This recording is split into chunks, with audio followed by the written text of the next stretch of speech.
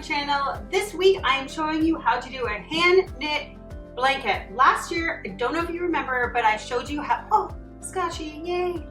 He comes because there's a blanket, really. But last year I showed you guys how to do a knitted scarf. So this year I really want to do a blanket, as I like this material a lot better than those wool type ones that I've seen that you buy online. I actually bought one and then I sold it online just because I did not like it. It just like fell apart, it shedded everywhere. I just did not like it. But this fabric is so much better. It's so much softer. It does not shed everywhere. So I'm going to show you how you can make this cozy, fun blanket for the fall and winter using just your hands. To make your hand knitted blanket, you're going to need 7 to 8 balls of yarn. The longer or wider that you want your blanket to be, the more you might want to add. I used 7 balls, and I'll make sure to leave all my measurements of my finished blanket in the description box below. I made my blanket 35 stitches wide, which meant that I need 35 loops. You can measure how much yarn that you'll need for each loop by going from your palm to your forearm. However, if you are looking to make a tighter knit blanket kind of like I did, then you might need a little less for your tail. Using the tail we created, start creating little loops by making a small cursive L shape and then bringing the yarn in through the front of the cursive L. Don't pull too tight or the loop will come apart, and keep in mind that the smaller loops that you make for this, the tighter knit that your blanket will be, and the bigger loops that you make, the more loose your blanket will be in the end.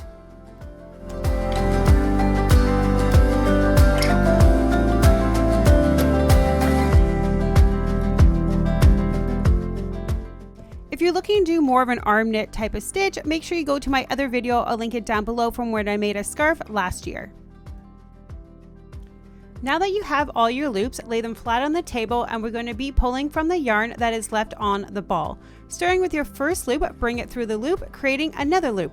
Keep repeating this process until you reach the end of the row, making sure that you're pulling them very tight. As you can see, this is after a few rows of stitching. I want to make sure that you guys kind of got the idea of what it's going to look like after you've done a few rows. As mentioned, you keep doing this looping process, but keep in mind when you reach the end of a row and you do the last loop, you're not going to double up on that one. So you finish that one loop and then go back to the next one. So never double up at the very end. To cast off and finish your blanket, make sure to leave enough material to loop through your final loops. Taking 2 loops from the end, bring the remaining fabric around the 2 loops and pull it back through. Repeat this process using the second loop and adding 1 new one. Bring the fabric around and pull it through the loops again. Keep repeating this until you get to the very end of your blanket, and if you still have a little bit of extra fabric, you can feed it along the side or cut it off.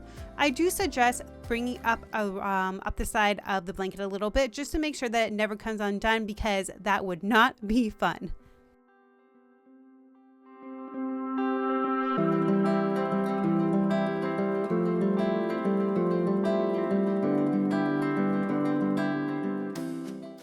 That was the DIY for the knitted blanket. I hope you guys liked it. It was so fun to make, but I won't lie, it does take a little bit of time. I think this one took me around 3 hours, but as you can see in my tutorial, I was watching movies on my laptop. It was like kind of in the corner of the screen. So just put your favorite movie on or TV show, something like that, and just start going, because you'll be so happy once you're finished. It is so cozy and so warm. So let me know in the comments below if you're going to try this DIY. And as always, please make sure to give this video a big thumbs up and subscribe to my channel, as I'm back every week with more videos. Thanks for watching, guys. Bye.